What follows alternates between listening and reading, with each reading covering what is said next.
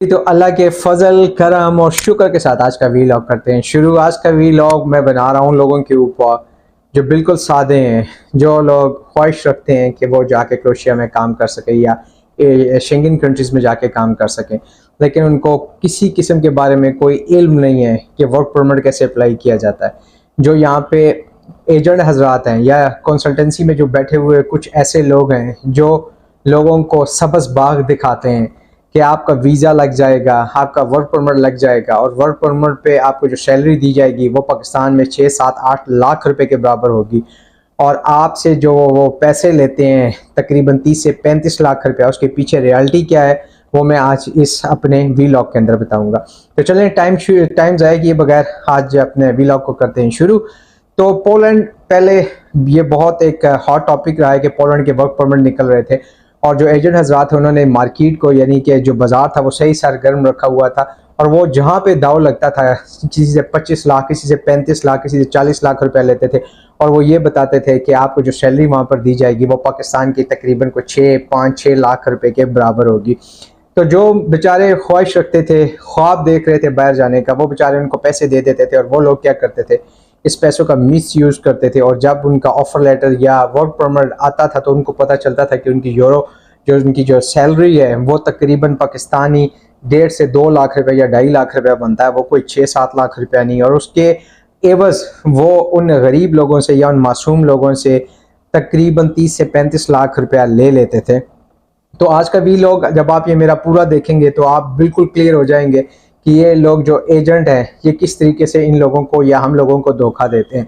तो सबसे कि जब हम जाते हैं किसी एजेंट के पास और उसको कहते हैं कि हम लोग बाहर ख्वाहिश रखते हैं काम करने के, तो वो हमारी इंटेंशंस देखता है कि भाई हमारी क्या इंटेंशंस हैं, हम बाहर क्यों जाना चाहते हैं, ठीक है। वो फिर हमें उसके अगेंस्ट में बताता है कि भाई आप प्लम्बर की जॉब पे चले जाओ, आप मेसन्स की जॉब पे चले जाओ, आप हेल्पर की जॉब पे चले जाओ, ठीक है, आप वेटरी की जॉब पे चले जाओ और पाकिस्तानी जॉब पे तनख्वाह मिलेगी वो 4 से 5 लाख रुपया मिलेगी।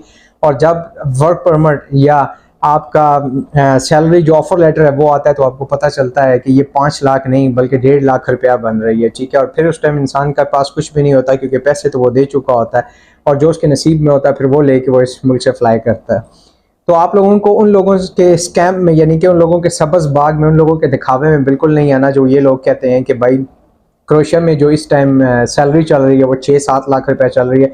क्योंकि आप जितने भी जो एजेंट थे उन्होंने पोलैंड का काम छोड़ के क्रोएशिया का काम करना शुरू कर दिया और वो क्रोएशिया में भी ऐसे ही लोगों को सब्ज बाग दिखा के लूट रहे हैं कि बस आप आ जाएं, यहाँ पर आपके लिए जॉब पड़ी हुई है, बस आपने आना है और अपने जॉब स्टार्ट करनी है और फिर पैसों की बारिश होना शुरू हो जाएगी।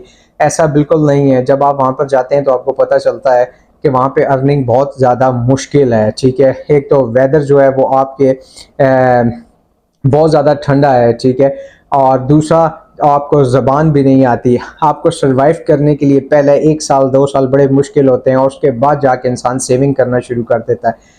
तो किसी से भी आपने अगर वर्क परमिट लेना या अगर आप वर्क परमिट के ऊपर जा रहे हैं, ठीक है, तो इन लोगों की बातों में बिल्कुल नहीं आ जाना, ठीक है। मैंने ये अपने जितने पीछे प्रीवियस वीलॉग्स बनाए हैं उसके अंदर मैंने आपको ये भी बताया कि वीलॉग्स को जो वर्क परमिट है उसको वेरीफाई कैसे किया जा सकता है, ठीक है, कितनी सैलरी होती है और ऑफर लेटर कैसे आता है और ऑफर लेटर पे किस जगह पे सैलरी मेंशन की जाती है।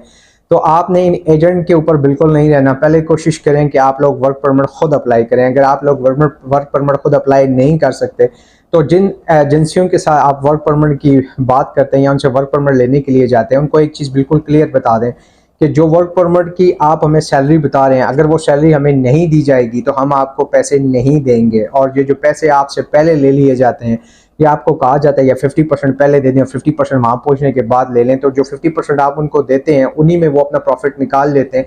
उनको मतलब नहीं होता कि जो बाद के 50%। और बाज़ लोग तो ऐसे भी होते हैं कि मासूम लोगों से पैसे ले लेते हैं और उनको फेक सारे डॉक्यूमेंट्स दिए जाते हैं और उसके बाद ना वो एजेंट हाथ में आता है और ना ही बाहर जाने का हमारा ख्वाब पूरा हो सकता है। तो प्लीज़ ये पैसे बहुत ज़्यादा इंपॉर्टेंट है। आज का वीलॉग इसीलिए मैंने बनाया था कि ये जो पैसे हैं ये बहुत मुश्किल से कमाए जाते हैं, एक एक पैनी करके इंसान इस जगह के ऊपर पहुंचता है। तो अपने ख्वाब को पूरा ज़रूर करें, मैं ये नहीं कहता, लेकिन अपने ख्वाब को पूरा करने के लिए अपने जो पीछे माँ बाप के आपके ख्वाब हैं जो उनकी मेहनत की हैं उसको ज़ाया मत करें। होप आपको मेरा वीलॉग अच्छा लगेगा। आप मेरे इस वीलॉग को शेयर कीजिएगा, लाइक कीजिएगा और सब्सक्राइब कीजिएगा। Thank you.